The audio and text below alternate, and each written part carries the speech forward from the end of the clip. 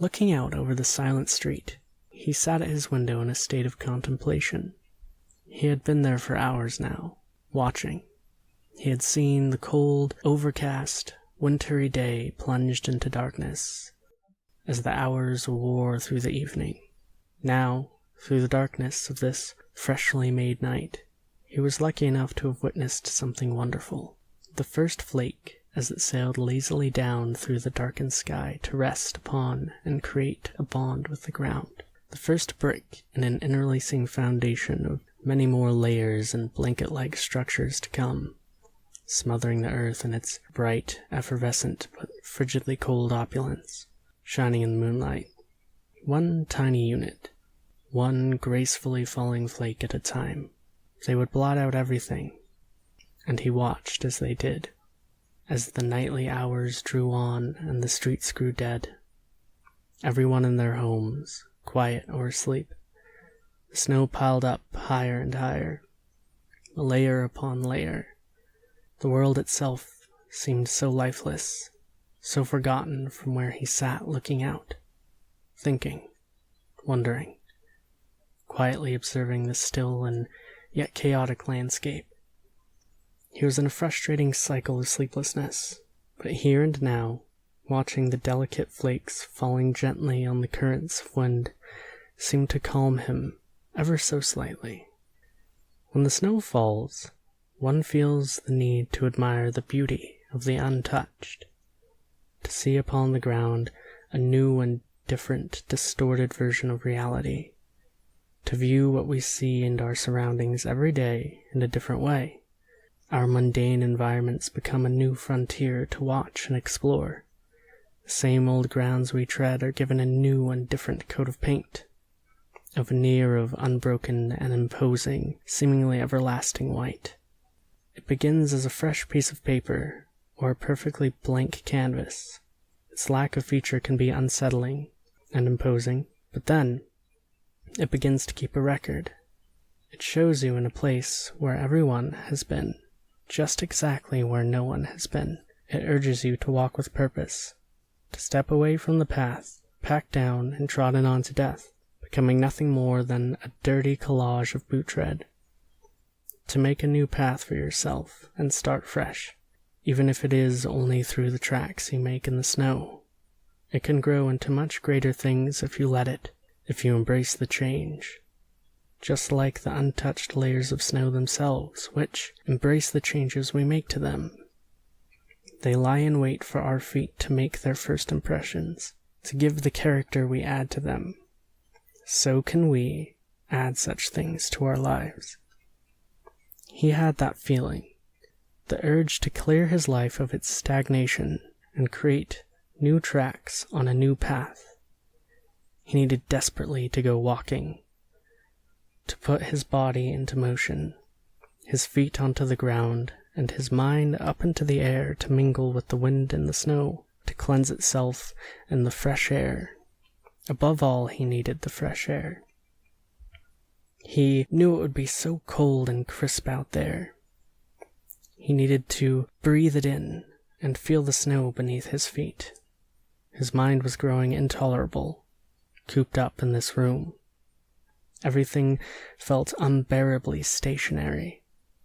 He needed progress, to move forward with the motion of life, to set out and make the freshest of footprints this late at night, before anyone else had the chance. He had the desire to be the arbiter, the decider of where everyone else might place their feet tomorrow, where they would all walk in the morning when the children would wake up early to make their trek through the neighborhood streets toward a seemingly unbearable wait for their buses to arrive and carry them off to yet another day of school, where the bored busybodies of every neighborhood would step when they went for their morning jogs and perhaps another try to see whether or not they would be able to keep up with their dogs. They would all take his footprints as their guide, as small and continuous reference points to carry them on in their own individual journeys through the ever-deepening snow. They would all, of course, add to the trail enacted by him, but he would be the first to break the perfection of the light and powdery ground, The first to be in the places where they all have been so many times before, but under these circumstances, where none of them have been. At least not yet. Not so late at night. He sat there for another minute or two, heart racing, debating back and forth between action and inaction. His body felt paralyzed at the spot, but he knew he would do something. He had to. He had to leave this room. He couldn't take it anymore. And then, finally, he felt his body stand from its resting place at the window and walk step by step out of the room, step by step down the stairs into the coat closet, pausing his hands slowly, deliberately, opening its door and reaching inside, feeling around until it came into contact with the soft fabric of his dark pea coat, lifting it from the closet and pulling it off of the hanger. The hands slipped it onto the body. He turned and stood there for a moment, before opening the door, frozen again, but this time in preparation for the crisp cold he was about to thrust himself into. He took a deep breath and silently turned the doorknob and stepped out onto the porch. The air was brisk and clean, full of fluttering snow being carried on by the cold, stiff breeze. Though not entirely too cold, not absolutely unbearable. Just enough to feel the cool, fresh air in the back of your throat sting ever so slightly if you happen to breathe in too quickly. The first couple of steps from the porch and its overhanging canopy felt wonderful, breaking the new ground with a crunch of snow being packed down underneath his weight. The night was so calm and quiet. The perfect kind of setting for a late-night stroll through empty streets and self-reflection. He walked from street to street, twisting and turning throughout the never-ending and constantly branching, intersecting veins lined with houses, asphalt, and snow, which made up the neighborhood. He saw here and there small glimmers of flashing lights, changing colors at what seemed to be rhythmic intervals through drawn curtains in the windows of some of the homes as he passed. Undoubtedly from late television and computer screens, night owls still awake, restless at their monitors, still online or still watching, hanging drearily on to whatever was left of their consciousness for the night, waiting to drift away until morning, or even more likely, until the late afternoon of tomorrow's 24-hour cycle. Even more of the houses were studded with windows absent of light, people in their beds, retiring. Countless people and everyone, mothers and fathers cozily, comfortably, sleeping side by side, children and pets off to the most amazing dreamscapes imaginable.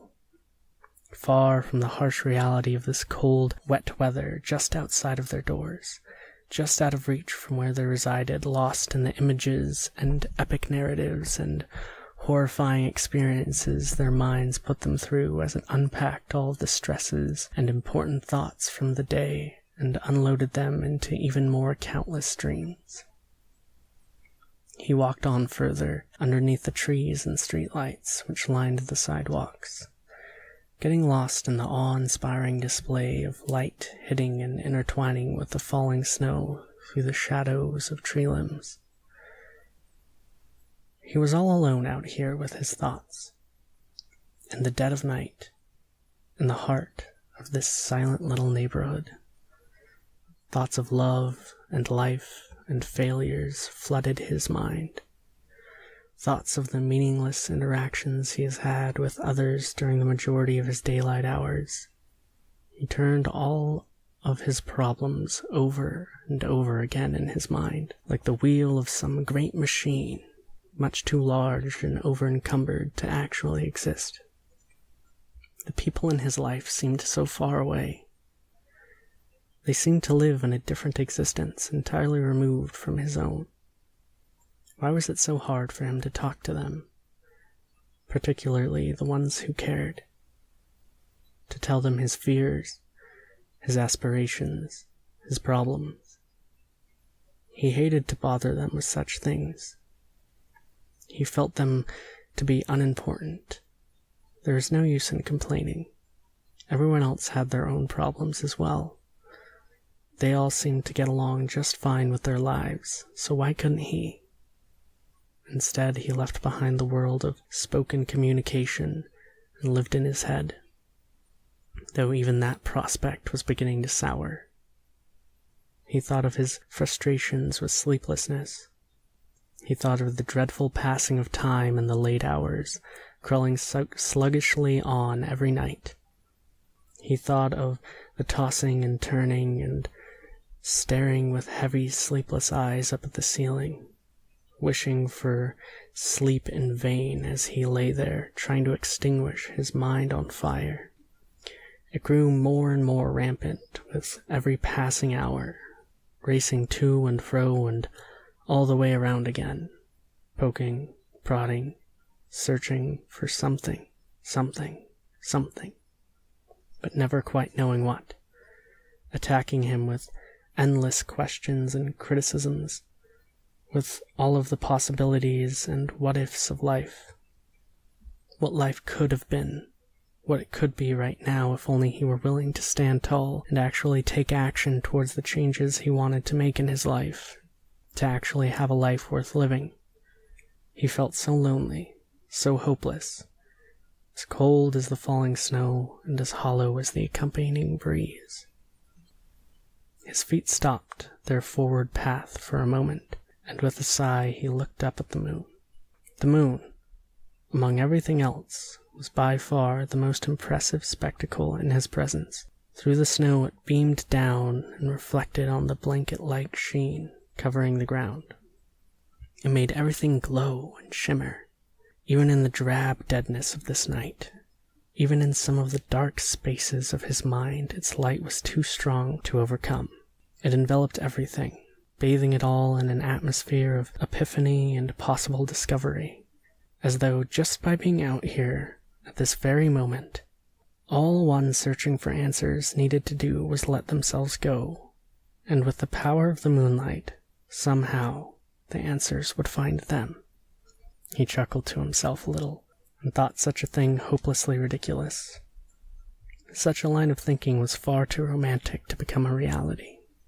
He finally came out of his mind and back to that reality for a moment, and looked around himself. His feet were still at a halt, cut off at the ankles in the deep snow. He found himself on a street he had already been on tonight, before they had stopped him in his tracks to look at the moon. It seemed his feet were carrying him homeward. It seemed even they were weary of his thoughts and reflections. Either that, or they were tired and sore from the trudging he now had to do because of the weather's effect on the ground. He looked down at the old tracks from earlier in the night, now being halfway filled back in, the tread being lost to soft layers on top. And then, noticing something else, he froze. His heart skipped a beat.